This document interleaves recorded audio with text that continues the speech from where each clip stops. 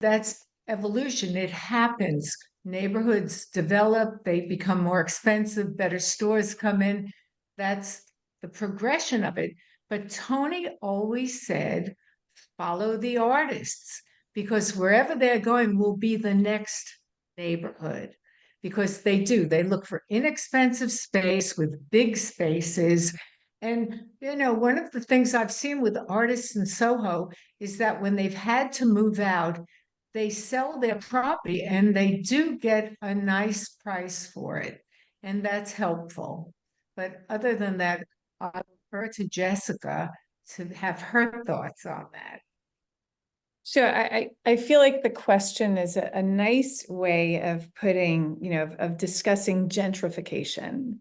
And we kind of use the word gentrification because, because it depends on the neighborhood, right? So in Philadelphia, there was not an artist. It was not an artist community. It was, in South Beach, it was not an artist community. It was crack houses and old people. In Soho, yes, there was an arts community. In Wynwood, there was not an artist community. There was a lot of graffiti on the buildings that had been, many of which had been abandoned.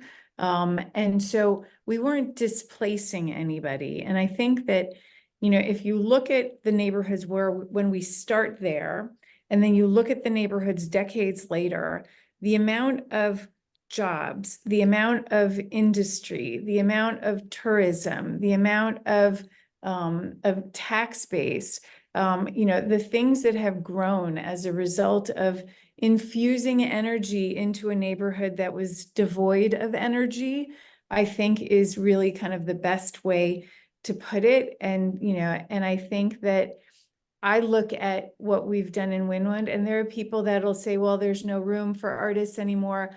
Well, on the architecture, it is a requirement to infuse art onto any new building that gets built in the neighborhood. I think that artists have never had the kind of opportunities that they have, like they have today, because of the way that we have approached art and real estate, art and corporate. Artists have incredible opportunities because we have shined a light in a very, very big way on kind of the importance of art and paying artists for their work and their time, and and giving them as much opportunity as we can, and also directing them into lines of business that they never even thought about before. So I think that in the past, if a kid said to their parent, like, I want to be an artist, the parent would be like, oh my God, you can never make a career out of being an artist. Today, it's a respected thing. Not saying that it's not hard. Everything is hard. But I think that there is, I think my hope is that as a company, as a family, as individuals, that we have helped to elevate kind of, artists, all kinds of artists, because we're passionate and we believe that the world is a better place by having art in it, by having creative people in it. And whether that is, think about how your life changes when you listen to music, or when you see dance, or when you experience theater, or when you see a big, beautiful mural on the side of a building, or when you happen upon a sculpture. Like, that's the way we think. And I think that communities are embracing it. I spoke recently, a couple months ago, at the U.S. Mayor's Conference, the U.S. Conference of Mayors. I was invited to speak there about infusing art into community and how it makes community so much better.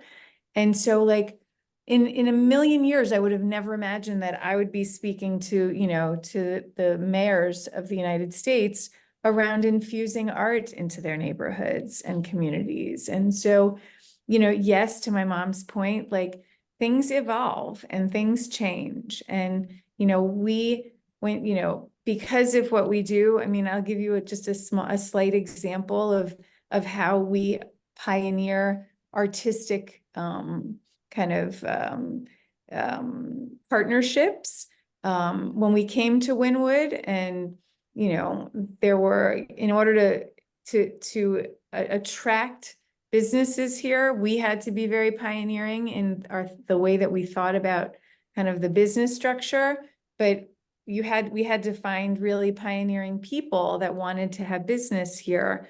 And so we made a deal with the Museum of Contemporary Art, and we gave them a big space for $1 a year for 4 years, and we put them in the neighborhood. And so that's very atypical of a real estate developer, but that's why we're very different in our thinking. And that made the community better. And that made, and that gave others an opportunity to be like, oh, well, they're going to be here, so maybe I'll consider being here. And so, so yes, as a real estate developer, you don't want to get greedy and price everybody out of your neighborhood, because then your neighborhood becomes, not for everybody. And we want a neighborhood that is for everybody, where everybody feels welcome here.